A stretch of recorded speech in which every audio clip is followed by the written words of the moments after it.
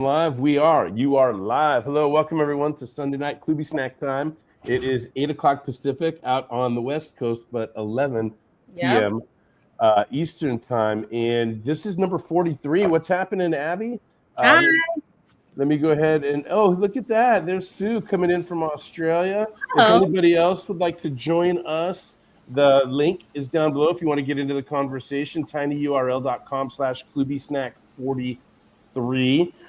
Great to see you, Sue, from all the way down under. We'll jump you into the conversation properly here momentarily. But Abby, what's special about this week? I'm going to let you kind of steal a show. What's going on this week? What's the vibe? What's the feel for this week's KloobySnack? It's a trip. All right. I'm not going to say anything. You go ahead. What's crazy is less than 24 hours ago, you were actually here with me in this very room. It was just parents' weekend. You and Mom came. It was great. I haven't seen you guys since August. And I won't see you till December, but I did get to spend the weekend with you guys in New York. So that was pretty cool. And normally I save screen sharing until we get into like the reading of the snack. You know what I mean?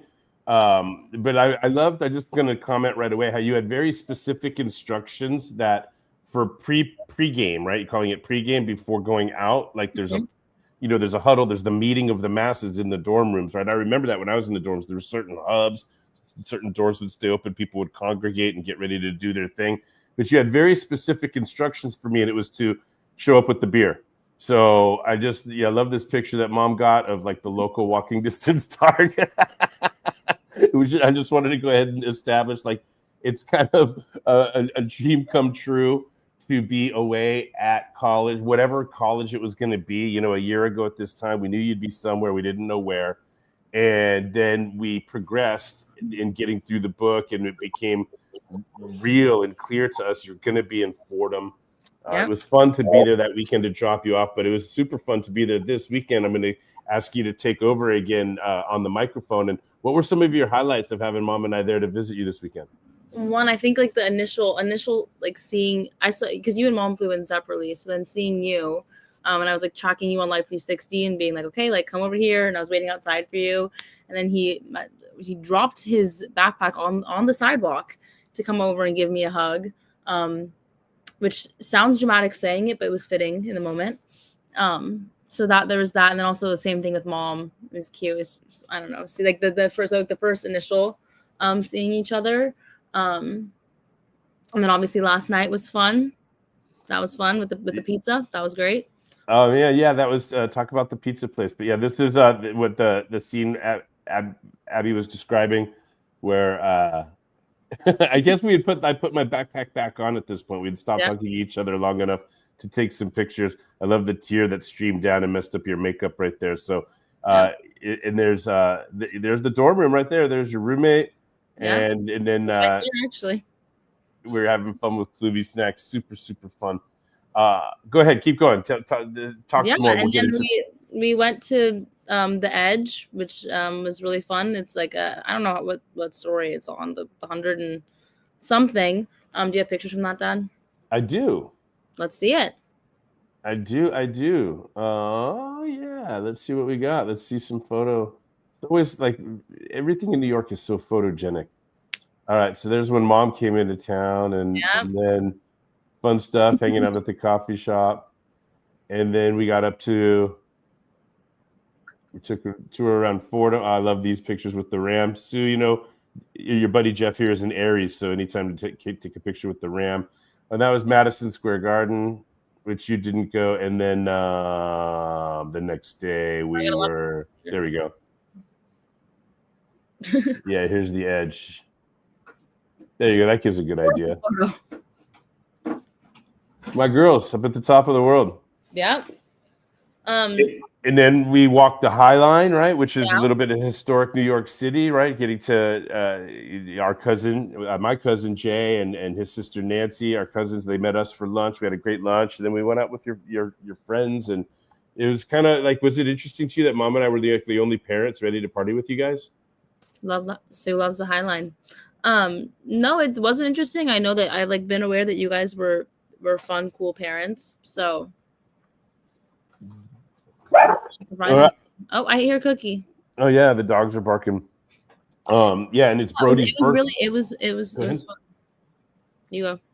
Yeah, and I made it back in time for Brody's birthday, but there was I didn't have to do anything. AJ had it handled. He's got him at the soccer game right now. Super cool. So everybody should know we're doing KloobySnacks, and it's just a special week this week because we knew this time would come. At some point this year, we'd be doing these live streams from a distance rather than from underneath the same room the way we started the year. So it's a huge year of transformation and growth and evolution, and it's just wonderful. So this iconic weekend of getting to see you and visit you when you're all settled in and acclimated to your surroundings, and it's just wonderful. Just so proud, so relieved, so happy for you.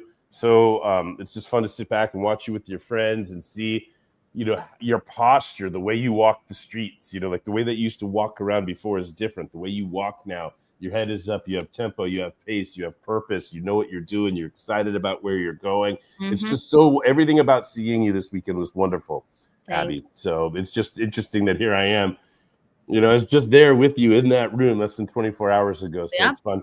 Yeah. And by the way, I'm Jeff Klubeck. I kind of helped out on this book project, and we have I'm looking at some of these banners. We've got so many people to thank that have helped us along the way. People that did advanced readings, people that help with graphics and cover design and editing and formatting and helping us with the advanced praise and tightening it up. So I'll let that scroll across the bottom a little bit. And then the other thing that everybody should know by now is that the KloobySnacks are organized into 4 baker's dozens. We started the year with loving flavored, then we went to ego flavored, then discipline flavored, and now we're in integrity flavored. And that's a little, a dotted through line to what I do professionally, which is the Integrity Game brand. It's a model that I created. I've pulled a lot of universal truths together in a 10-point model. And now it's the 10-point model through which we can deliver coaching, consulting, speaking, training. Sue, I do want to ask you about your experience this past week at the health conference regarding Integrity Game, but we have some business to it here too. First things first is we've got a snack to read. So we're in the integrity flavored section, and it's number 43 tonight.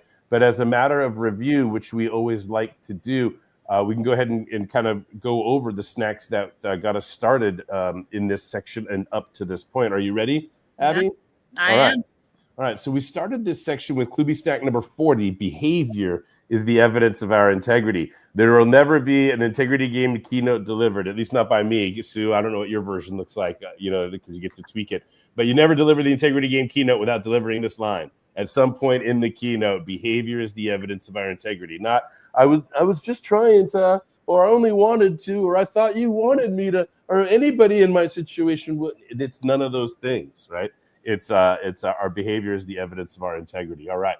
Number 41, honesty is a strategy. A lie is a tactic. The only thing I want to say about this one is a point of review is that when I read it 2 weeks ago or whatever it was, Abby, you weren't with us, right? You were in Spain at that point.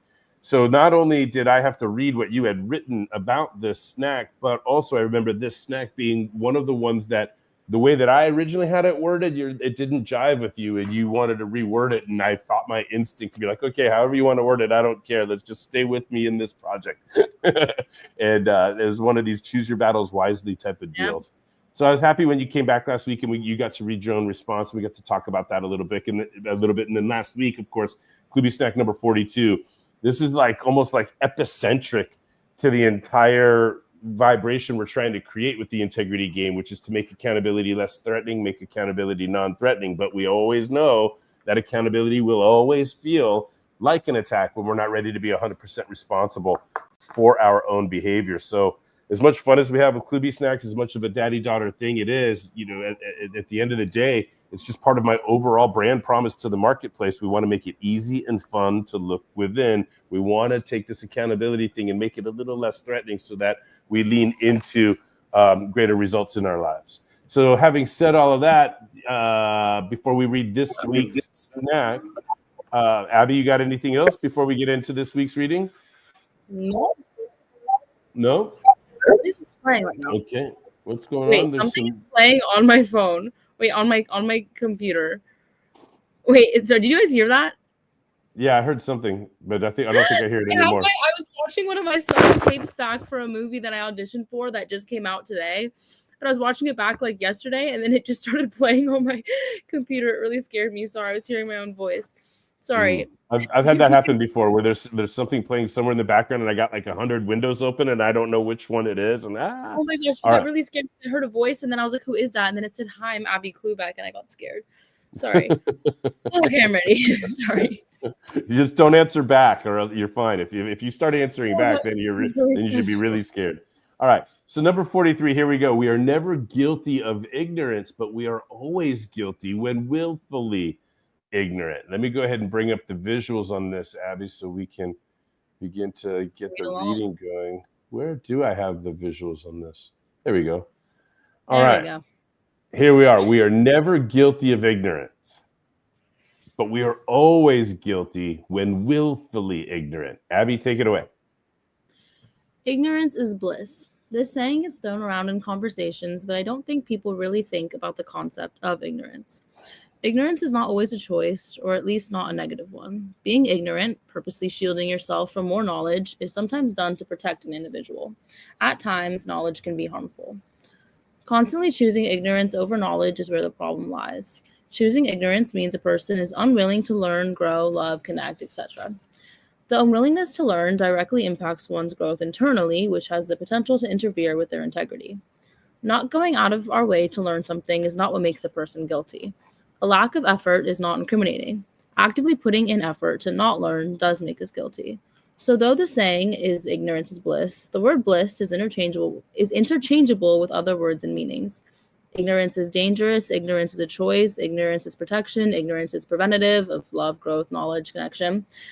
When questioning your own levels of ignorance, ask yourself whether it's due to a lack of effort to learn or an active effort to not learn. Wow, one more time. Read the last sentence one more time. Tongue twister. When questioning your own levels of ignorance, ask yourself whether it's due to a lack of effort to learn or an active effort to not learn.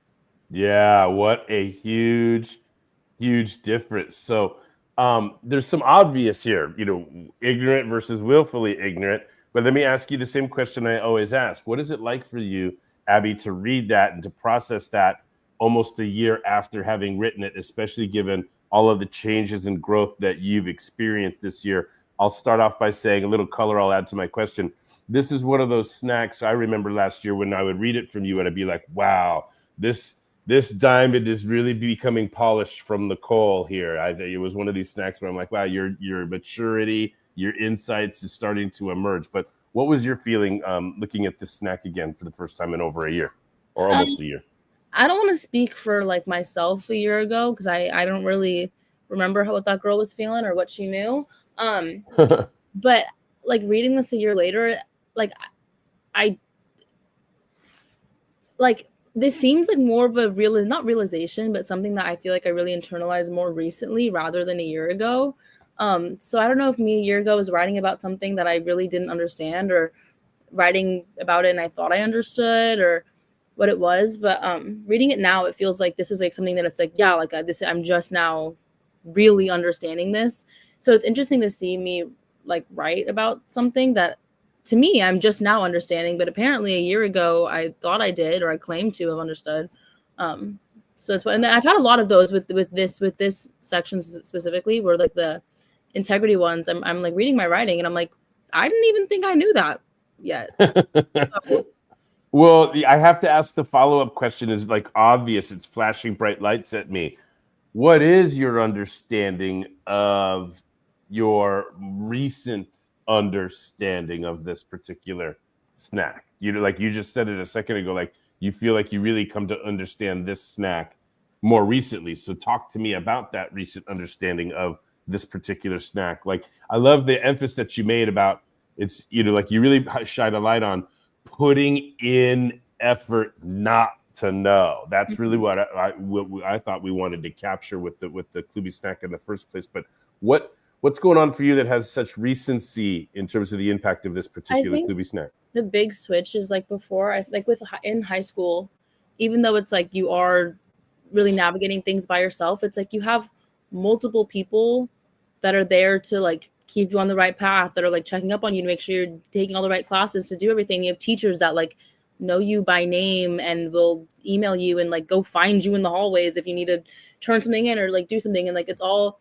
even though it is like we're all on our own track, it's like we're all being kind of like nurtured along this track. But here it's like, if you want to do something, if you want to know something, if you want to get something done, if you want to find something, like you need to do that. And even though obviously there are resources, it's like these are resources you need to reach out to, not ones that are going to be like right in your face. So I think like that's a difference. It's like if I want to know something, like I'm going out of my way too. And it also, because of the amount of resources here, it's like me actively avoiding them or not using them, or not checking out my millions of emails from all these different like resources we have here. Like it's like I'm being ignorant. When it like at times it is easier to just like to use these resources and like these people and like and talk to these people and have these like meetings. I have like a friend, Monty, who like the other day he was like, oh, I have a meeting with like the dean, and I was like, for what? And he's like, I don't know, just to meet and see. And I was like, for like, what's your question? And he was like, I don't have one. I just want to kind of like just talk. And I was like, that's so interesting. But it's interesting seeing like how like we're all on like on our own tracks, and so we're all like, if you want something done, you gotta have to go do it.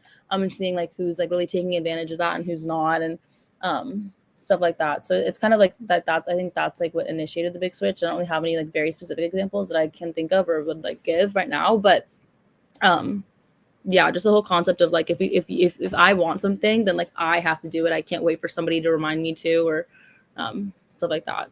Nothing works unless we do is a KloobySnack we talked about earlier.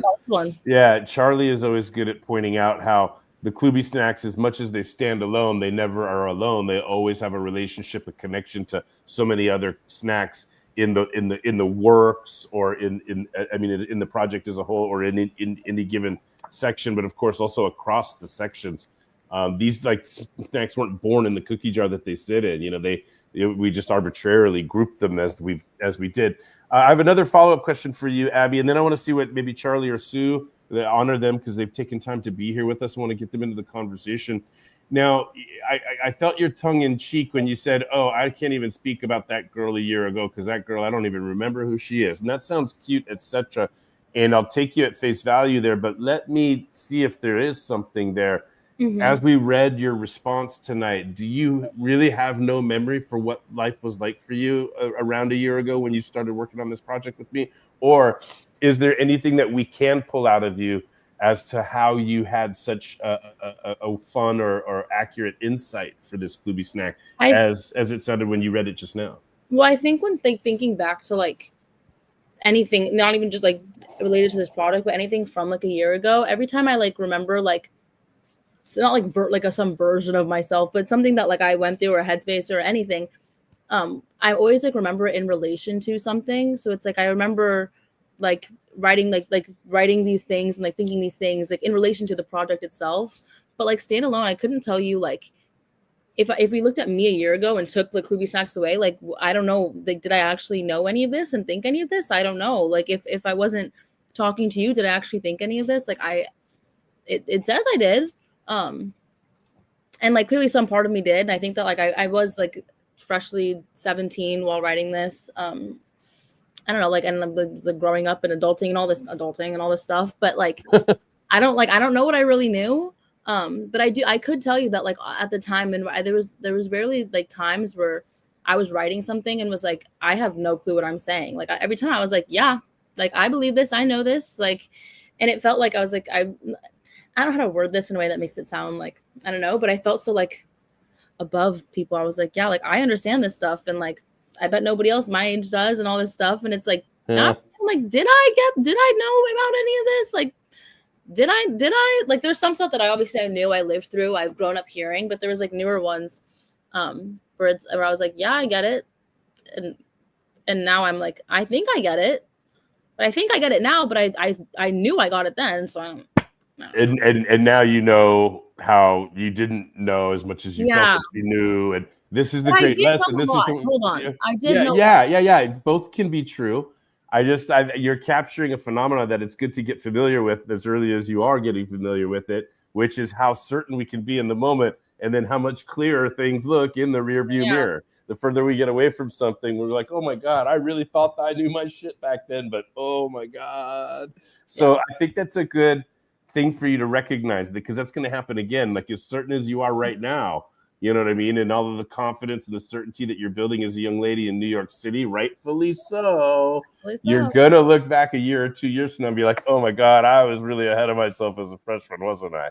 And it just be okay with that. That's okay. It's cute. All right. Sue, you're smiling. You're with us. Thank you for being here. Charlie, we feel you on the line as well. So we've got Australia and South Africa and New York City and San Diego. What's happening, Sue? Join the conversation. Do you have any questions or comments for Abby? I absolutely love the awareness, Abby, that you are reflecting on, and the way in which you can see yourself growing. And to what your dad is saying, absolutely agree that who you were 12 months ago is okay. That it's there's nothing wrong with how you saw yourself back then. But I love just your reflection, your insights that you're gaining through this process of just allowing, I think, the content in the KloobySnacks to become embedded in who you are, and you're living that out. And it's wonderful to see. Really is. And just hear your reflections. So I do have one question. Yeah. Abby, with these changes that you're noticing, how the information that you've gleaned from the KloobySnacks, and as they become more embedded in your own life, are your conversations changing? Are the way you communicate with your peers, is that changing? Yes, we actually talked about this. I think it was last week. Wait, what was KloobySnack 42? It was accountability will always feel like an attack when we're not ready to be 100% responsible for our own behavior. We were talking about that one, and we talked about how I was like, when I wrote this, when I wrote my response to this, I was like, yeah, like I'm ready to be accountable and all this stuff, and then like I wasn't at all, and I still, like, I'm working on it. But I talked with my dad about how a lot of my friends here will, whenever one of us has like an issue with something, like we'll like just like talk about it, and like if I like say something, one of my friends will be like, hey, like what is that, like did you mean that? I don't know if I took this the wrong way, like whatnot. We're able to just like talk about things like freely, and like not like correct each other, but just like question something, or if like whatever. And how like me a year ago, like if somebody came like up to me and was like, hey, I didn't like how you did this, like I'm like I don't even know how I freak out, and it's like I take everything as such like a personal thing, but that just was because I'm not ready to be held accountable. So now that I actually feel like I'm, not that I 100% am, but I'm really working towards it, and I'm seeing a lot of improvement from 12 months ago. Like that's changed a lot with a lot of my friendships, and I think in turn, like the people I have here, like I value them so much. I've only known them for like two months now, but like the friendships I've been able to like create here through this new, like, I don't know, my new ability to be held accountable and not feel like I'm being attacked when somebody corrects me. Yeah. I see that a lot. So that we talked about that last week. But that's a big one. But it's weird because I know that when I wrote my response to this, I was like, yeah, like you can like come talk to me, and I won't feel like I'm ready to be held accountable. Never, like but like I wasn't at all. And like I still sometimes, like somebody will, if in the most non-threatening way, somebody be like, hey, like can you not do this, whatever. And I'm just like I'm like, wait, it's okay, it's okay. Yeah, but I've noticed a big shift in that. So lengthening the fuse a little bit. Charlie, are you with us? Do you have a comment or a question for Abby or anything regarding tonight's KloobySnack? We are never guilty of ignorance, but we are always guilty when willfully ignorant.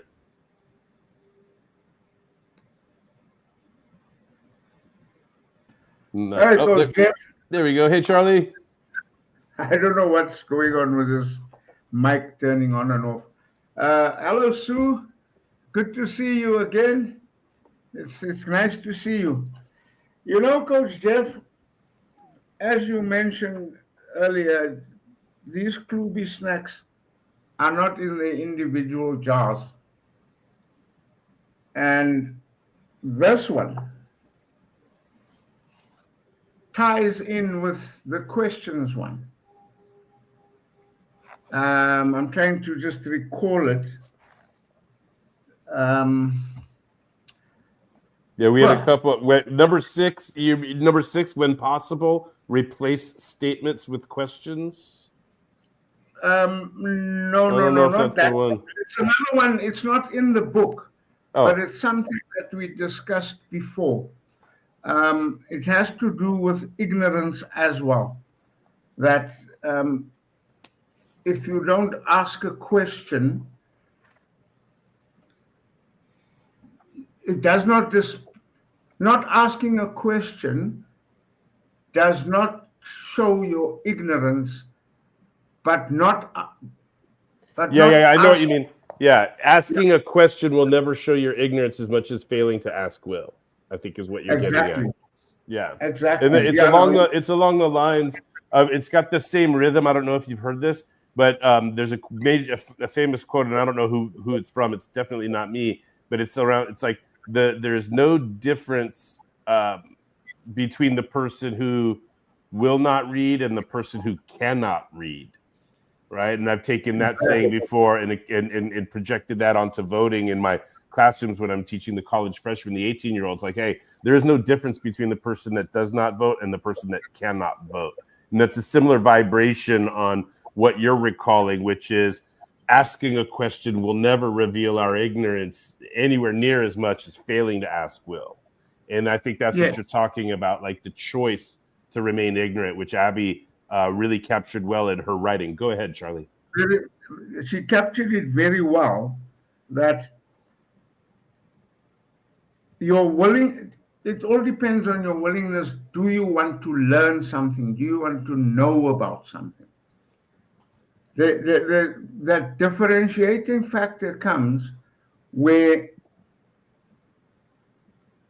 your level of ignorance will be measured. And the question to Abby, Sue kind of asked it, and believe me, it's always going to be asked to you. You mentioned that at the college, at the university now, you're having a lot of access to information. But that information, you've got to go and seek it. You're not going to be sought after and pushed and, hey, no, you got to get this. It gets belonged to you. You got to go and get it. If you don't go and get it, you're going to be ignorant on any information that is being shared with you, or knowledge, or to update you on your modules or so. How do you find that different now?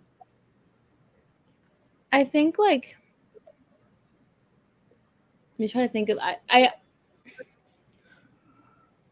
the difference I think with here, it's like with one, like if we're just talking like a class basis, like going to class, like I can obviously like we have like a choice of going to class, and that's like it's a new like independent thing where it's like instead of being at school, and I already made the decision to go to school, so now it's like I'm going to all my classes and I'm sitting through all of them and I'm listening and doing my assignments. Now it's like I have to set my alarms for my specific classes and go. So there's one thing where it's like it's different because it's just like the independence and like being responsible enough to actually go. But then second of all, I've seen like with a lot of the assignments, because I feel like it's less busy work. It's more of like these assignments, they all kind of build on each other.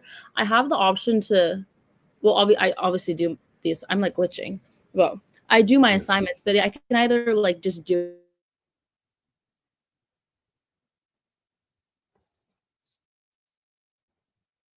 Stay with us, Abby. Come back. Abby's just gone on freeze mode. Yeah, let's see if she comes back for us. While she's paused, I'm going to go ahead and just make the call for last call. Let's. It's funny, like sometimes when I'm on campus at San Diego State, and I don't know what. And get the. Oh wait, there we go. You coming back?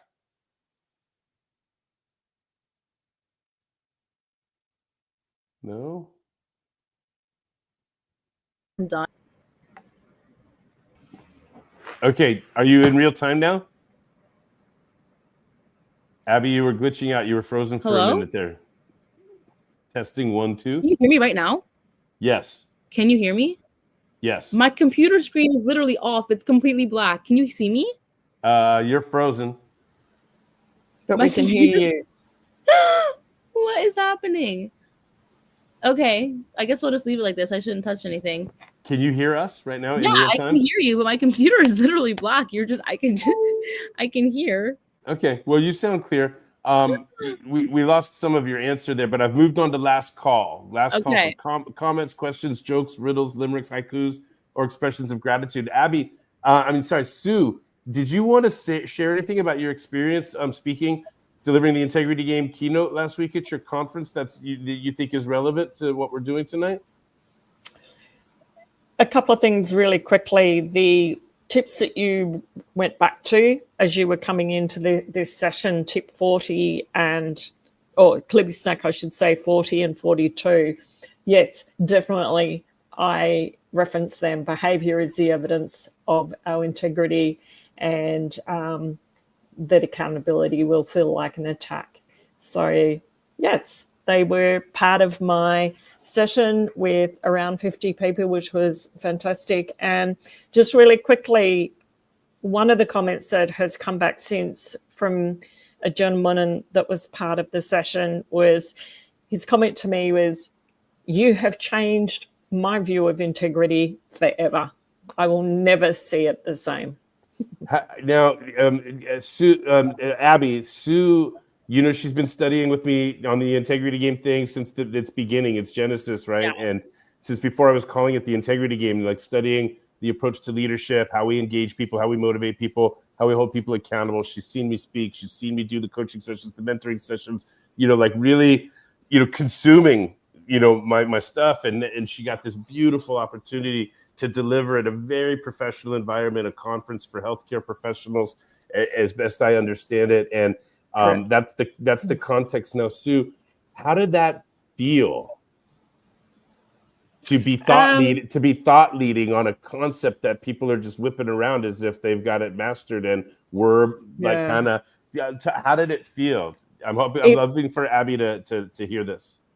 Yeah, it's interesting because I think actually it's so new and challenging in terms of the shift in how people think about integrity, that it's challenging for people. And it's going to take some time, as I've been reflecting the last couple of days since I presented, it's going to take time for people to come to terms with, I need to start challenging myself on how I see integrity and what does that actually look like in my life.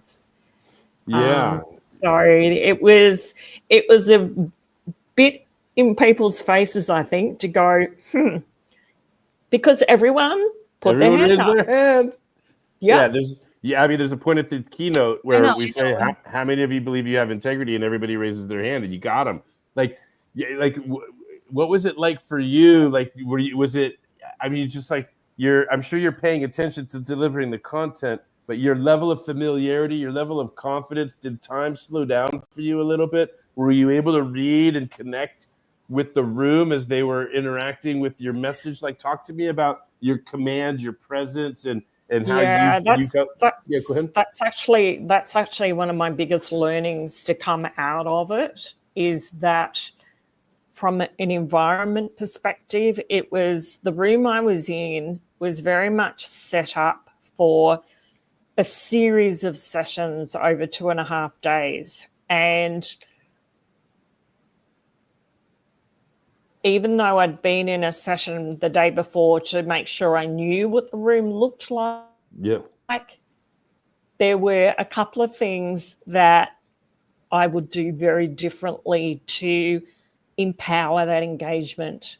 And that was probably my biggest frustration, is that I allowed the setup of the room to put some barriers in my way and wasn't as proactive in exploring absolutely every option that I had to get that engagement. And a couple of things afterwards, like simple thing.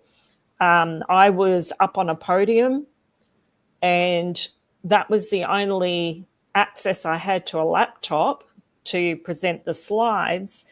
And I was kicking myself because it was the one thing I forgot to take with me, and I'm still was my own. What I neglected to do was find out if I could access another one. So it created this distance. Yeah. It goes. Yeah. I appreciate you sharing that, and I bet that there's more there. For what it's worth, everybody out there should know that KloobySnacks is the 5th made for social media book, where I assemble 52 standalone nuggets or tips or what have you, and then categorize them and offer them once a week. So it was last year, right? That in calendar year 2024, that Get a Clue in 52 is the public speaking edition. And the conversation that you're having right now reminds me of so many things that we talked about, where a lot of us will see a speaker, see somebody on stage, think to ourselves, I'm smarter than that person. I could do a better job. But there's so many things that go into being a speaker that we don't see. Like little things like, remember the clicker, right? So there's these stages where we learn to be comfortable with ourselves as a speaker. We master the content that we want to deliver. But then, of course, there is the facilities management of, right? And remember how in the book we went through building the practice, right? The org chart. So if I'm going to be a speaker, I've got all of these accountabilities to meet as a speaker. One of them is customer service facilities management. So that's would be on the operations position description of building a speaking practice. Fascinating. I know that there's more there for us to discuss. I can't wait to hear it. But for tonight's purposes, it's just wonderful to see how the work, whether it's the joviality of KloobySnacks or the business parable of the integrity game, the 10-point model, the work of encouraging people to look within, encouraging people to be vulnerable, brave and honest about who we are, how we grow. It's great to have you on this ride with us, Abby. You're kind of out in the forefront of it all this year as we rock the KloobySnacks. And so we're here in last call. Comments, questions, jokes, riddles, limericks, haikus, expressions of gratitude, anything like that for tonight. A fun, robust session tonight. Yeah, I just in relation to ignorance and the KloobySnack that you're talking about, it can be so easy to stay in that space, and I think to acknowledge and learn requires courage. It forces us to accept that if we're not going to be ignorant, if we're going to be willing to ask questions, that we actually might get challenged. We might get have someone else. We've lost Abby. Yeah. Have someone else. So it's almost midnight for her, by the way. It's so late. Yeah. Who knows what's going on? The midnight in New York City is different. And it could be that there's so many people walking by her dorm room that it interrupts her signal. I'm not sure. I'm not sure. Yeah. But I'm always happy to get her for the half hour we get her for. But so you were finish your thought and we'll wrap up. I just think there's so much opportunity to not be ignorant and to be willing to have our perspective challenged and be open to actually coming away from a conversation and change our perspective. Yeah, I'm heavy on this the way I teach my classes. Like ever since I've been back at San Diego State, and even before then, I had recordings made. At first, I had audio recordings, and then I made video recordings. As early as 2010, I had every lecture recorded. So if students missed class, all they had to do was watch the recording. There was never an excuse. So if they would come to me and they say, hey, I missed class, what did I miss? They're now asking me to be their secretary and be their personal assistant because they missed class. And I'm going to be like, well, did you watch the video? Oh, no. Yeah. Well, watch the video and then ask me the questions. Yeah. Right? Yeah. Like, don't, and now, so it's like, I tell my students all the time, it's like, if you don't know what's expected of you, it's because you're working harder not to know than you are to know. And I think Abby did a great job capturing that piece that she's probably heard me say thousands of times. It's just fascinating how much of this she's picking up subconsciously through osmosis. I've been doing Sunday night office hour sessions with my students for years, right? Yeah. And all the coaching sessions she must have heard, and all of the. Anyway, it's just fascinating to see that little girl and how she's blossoming and amazing. So Charlie and Sue, thank you guys for joining us tonight. It always makes the conversation more colorful. We're going to go ahead and wrap up. One more successful installment of KloobySnacks. 43. Can you believe it? Next week is 44. That means we're like less than 10 weeks left in this beautiful year, 2025. Ain't no John. It's good to see you, Sue. I know that we'll talk again next week more about the integrity game. Charlie, thank you for being here as always. And thanks to those of you out there. Yeah, thanks to those of you that are out there are catching a glimpse of this online and asking us about KloobySnacks whenever you see us out there. It's amazing. There's a lot more people that are watching and paying attention than I realize. It's kind of fun going out and people say, hey, you do this KloobySnack thing. So thank you for those of you out there that are still getting some value out of what we're doing every week. A couple more weeks to go. And Sue, ask me about KloobySnacks Volume 2. I have the working concept for it, and I might be able to sprint to the finish line and get KloobySnacks Volume 2 done by the end of the year. So we'll see. That's very exciting. Yeah, teasing it out there. All right, everyone. We'll see everybody next week. Have a great week. Stay safe, everyone. Bye-bye. Okay. Have a great one. Bye-bye. Bye. See you, Charlie. Bye-bye, Sue.